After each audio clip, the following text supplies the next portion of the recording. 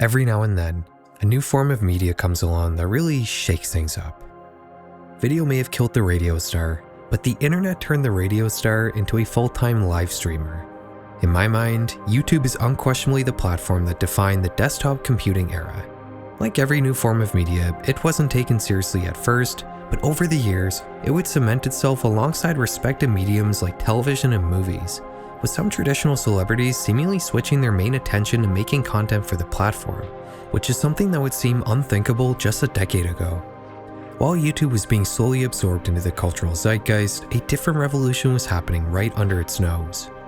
The rise of a different form of computing with a completely different set of principles. Smartphones. Yeah, people have used smartphones to make content for YouTube as long as they've been around, but I'm talking about something a little different than just the hardware. Over the 2010s, a different attitude in personal computing would begin to arise. Programs were swapped for apps, the desktop was swapped for a home screen. Folders and files were completely forgotten. All of the less approachable and more technical aspects of computers were abstracted away from the end user in favor of more human concepts. You don't need to upload a file from a folder, you need to choose a photo from your library.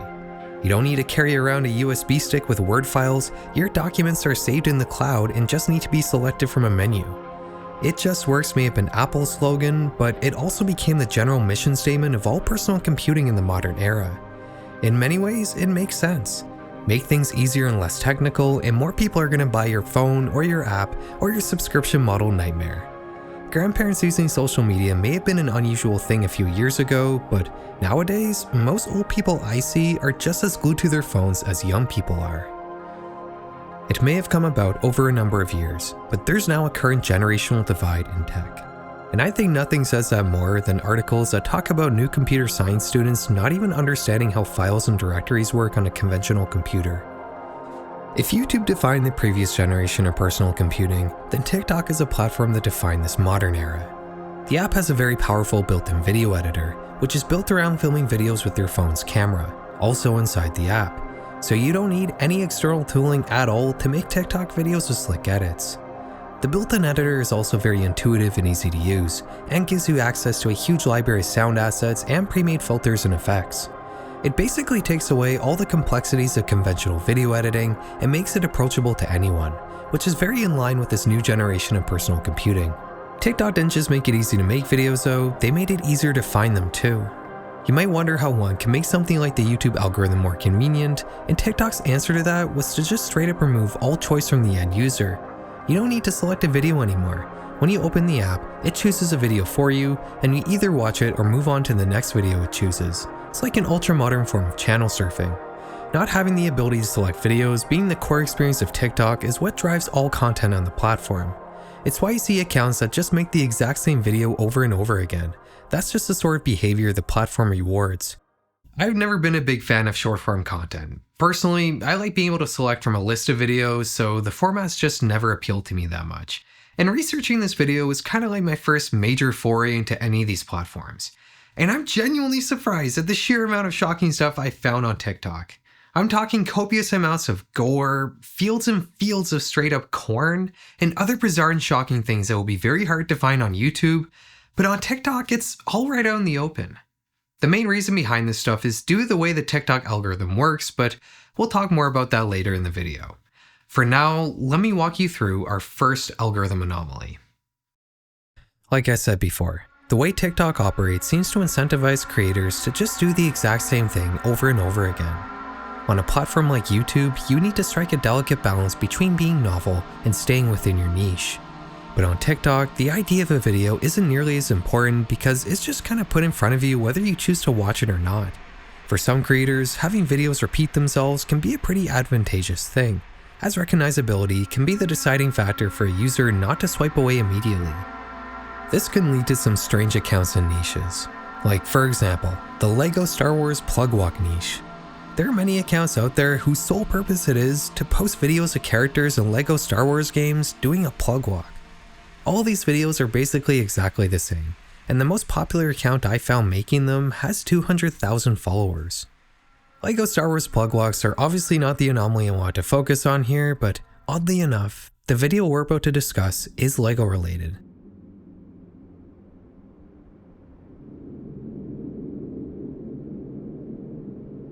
At first glance, this clip appears to show us some bizarre AI-generated LEGO first-person shooter game.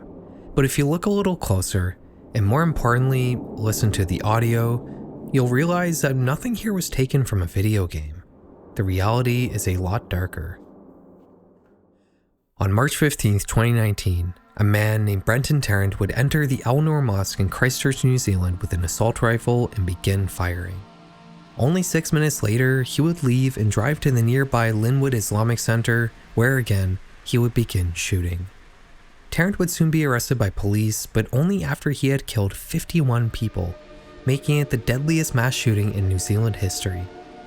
Sensational mass killings like this are unfortunately not terribly uncommon, but there is one aspect of the Christchurch mosque shooting in particular that sets it apart from basically every other event like it. While Tarrant was committing his heinous act, he was wearing a body cam and live streaming everything to Facebook.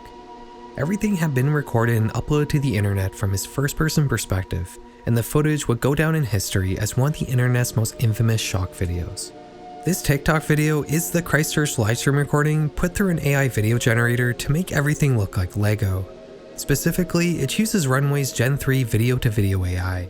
You feed it an existing video and it will transform it based on the prompt you write. This can sometimes lead to some pretty interesting results, especially when they feed a video game footage. Like this video GTA 4 transformed to be ultra realistic. It reminds me of those ENB mod videos from back in the day, which always promised ultra realistic graphics that never really quite lived up to the hype in reality. The video on TikTok is a much more nefarious use of this technology. Every frame of the Christchurch video has been completely replaced, but the underlying footage still remains more or less the same. It's just been covered up with a coat of soupy AI paint. Maybe you can't see any blood, but you can hear the audio, which remains untouched from the original shock video. The user that put up this clip has 4 other videos, which are all shock videos with real deaths that have been transformed with AI. The description for almost all of these clips simply reads, Minions AI, which might seem strange, but that is in fact the algorithm anomaly here. You see, a community is developed on TikTok revolving around people posting gore videos that have been transformed enough with AI that they avoid the automatic moderation system. While the one we initially looked at was made to look like Lego, most of the other videos in this niche have been transformed to look like Minions. As disturbing as these videos are themselves, it becomes a whole lot more disturbing when you consider the intentions behind their creators. Why choose to specifically transform these shock videos into such child-friendly forms like Lego and Minions on a platform like TikTok? Is it possible these creators are counting on children not swiping away when they see something they assume is made for them? When you look at the comment sections in these videos, you can often see links posted by commenters to the original unmodified gore videos. One way to interpret this situation is that there's a community of TikTokers who are purposely trying to expose children to gore by masking it with safe and familiar visuals. Another way to interpret this is that these videos are actually made by children themselves. When you start to investigate the accounts posting these Minion AI videos more closely, they often do seem to be children.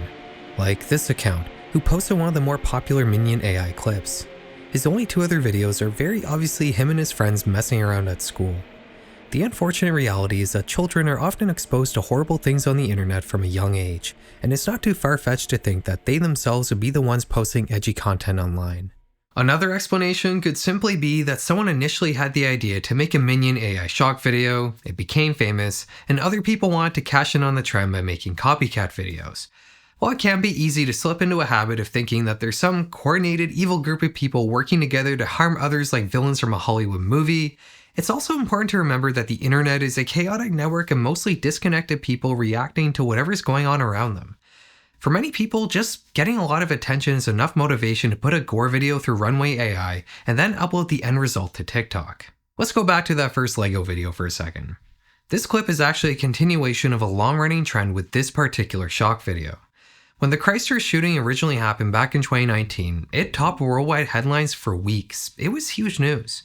Pair this with the fact that there was readily available footage of the entire massacre in clear quality from the viewpoint of the assailant, and social media platforms suddenly had an immediate problem trying to keep the footage off of their platforms. According to this article from the Washington Post, YouTube in particular had huge issues trying to keep the Christchurch video off of their site. No amount of automatic moderation could keep up with the sheer volume of re-uploads, which at one point even reached an insane rate of one new upload every second. YouTube could implement whatever expensive automatic moderation tools they had, but people would find ways around them. Whether it was by adding watermarks, overlays, putting the footage inside of Minecraft gameplay, as soon as YouTube developed a new way to detect this particular video, uploaders had come up with 10 new ways to circumvent the system. This video on TikTok is just the latest permutation of the Christchurch footage clawing its way back onto social media by altering itself in some manner, this time in a way that wasn't technologically possible 6 years ago. It does raise a question. Is it even necessary to censor something this much to Trojan horse inappropriate content onto TikTok? Honestly, I don't think you need to put in that amount of effort. There are far easier ways to upload shock videos to this particular platform. Back in 2021, a new trend would begin sweeping TikTok. Creators would post videos with the text, "Don't search this up." They hang on that one line for a few seconds, likely to increase view duration, and then reveal a username. Looking at these users nowadays doesn't really result in anything interesting. They're often either completely blank or deleted accounts. But back in 2021, that wasn't the case. You see, TikTok had a vulnerability in their automatic moderation system. While uploading shock videos to the platform was against their terms of service and would get your account banned, there was a place on TikTok where you could upload a video that wouldn't be touched by any sort of algorithm or automated system. Your profile picture. Or profile video, which is a thing you can do on TikTok. Once users caught on to the fact that you could basically set your profile picture/video to basically anything without any consequences, people began making burner accounts solely to share shocking content on the platform. According to this article from the BBC, searching the accounts mentioned in these "Don't Search This Up" videos would show you full-on corn, ISIS videos, and other such shocking things, all in the form of profile picture videos. In just a few months, these videos had racked up and accumulated 50 million views. Now TikTok would eventually fix the bug that had allowed shock videos into people's profile pictures, but that was just addressing a small part of a much larger problem.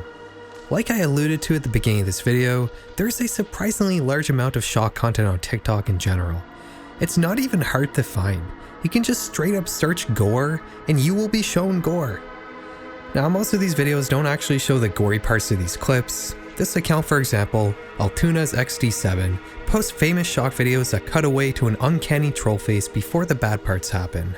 These uploads all have millions of views, and at least a few commenters will provide an easy way to see the full video. As weird as it is, there seems to be an entire community on TikTok devoted to making edits of shock videos, in the same way people make edits of anime or Sigma compilations.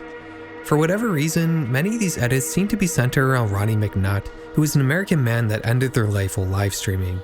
This is definitely one of the weirder communities I've come across on the internet, if you can even call it one. It's not just gore either. It's also very easy to find actual corn on TikTok. Remember those "Don't Search This Up" videos? Well, they're still being made to some degree. But instead of shock videos and profile pictures, what these accounts have instead are these weird censored corn videos. The idea here is that if you speed up the video by 2 times, an overlay on the right side of the video disappears a little bit and you're able to see what's going on behind it, which I will leave to your imagination. You might think that uncovering this stuff took a lot of time and research, but that's not the case here. I was able to find my way to the dark corners of this app within minutes of signing up. All it took was a few simple searches and TikTok showed me exactly what I was looking for. It makes you wonder, why is this platform in particular so rife with content that clearly breaks its terms of service? I'm not the only person to have noticed this.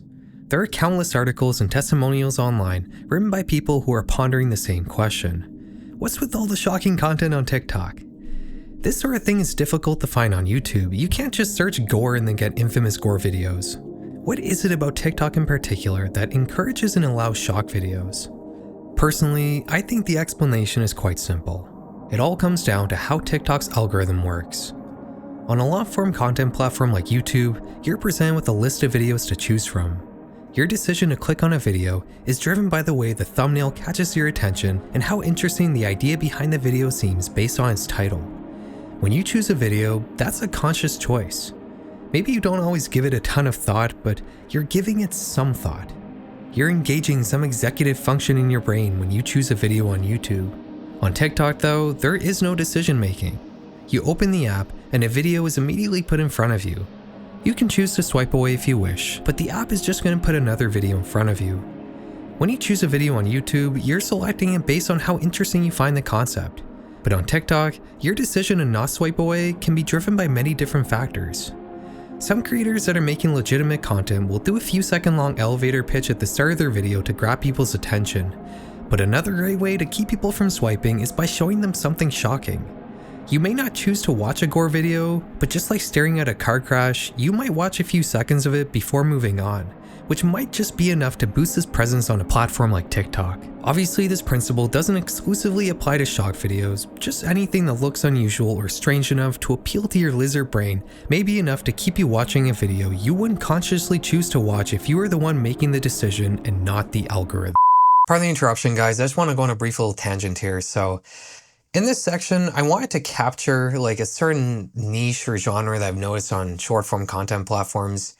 And it's like these scary videos that are like creepy. They're not necessarily like gore or internet horror or anything, but just like something that just looks weird or strange and it, triggers that novel dopamine in your brain. I guess like the best way you can describe it is like a digital version of like a Victorian sideshow, like oddities, curiosities. When I last tried to use TikTok a couple of years ago, I noticed that there was a lot of these kinds of videos and I wanted to try to find them and include them in my video. But when I went to go look for these videos, I noticed that now they're all just generated with AI. It's super weird. So like this video, for example, that's like a great visual. That's a great thumbnail. I'm gonna click on that. And you click on it, and it's just AI slop. Like the face clips through the door. It doesn't make any sense. It is creepy, don't get me wrong, but it's like creepy in the same way all AI videos are. I made an entire video about that. Go watch that. AI videos are just uncanny, right? Like they're all uncanny and creepy in the exact same way. And all of these videos are like this. Like this one, for example, right? Like this thumbnail, you see like this botchling kind of creature out in the night. You click on it and it's just like the exact same AI slop. I don't know. I'm not saying that like this Victorian sideshow side of TikTok or Instagram Reels provided much value to the overall internet. It's just depressing whenever any niche or genre gets taken over by AI and we just lose that extra little bit of humanity on the internet. I don't know. That's all I really wanted to say. Let's end the video. I think this simple difference in how TikTok works makes this algorithm cater to a much more primitive side of you. And in some ways, it's like it bypasses your normal sense of morality. I don't like watching gore videos and I'm never going to choose to watch one, but like every human, I also have a sense of morbid curiosity. So shock videos appeal to my subconscious in a way that's not really going to be drawn out of me unless I'm just mindlessly watching and allowing a platform to choose videos for me. If the algorithm promotes shocking content, then people are going to be incentivized to upload it. And that's really all the explanation you need as for why this sort of thing is so rampant on TikTok in particular. I wish I could have made this video longer. TikTok and its algorithm is such a huge topic and there's a lot of stuff we haven't discussed. Like TikTok live streams and all the interesting horror niches that have been developed over the years on the platform. Unfortunately, I was a little pressed for time in this one because of a trip I've got coming up soon, so I think this topic definitely deserves a part 2. If you have any suggestions of TikTok related stuff I should cover for the second volume, please let me know in the comments. I promise I'll read everyone. Thanks for watching, guys. Have a good night.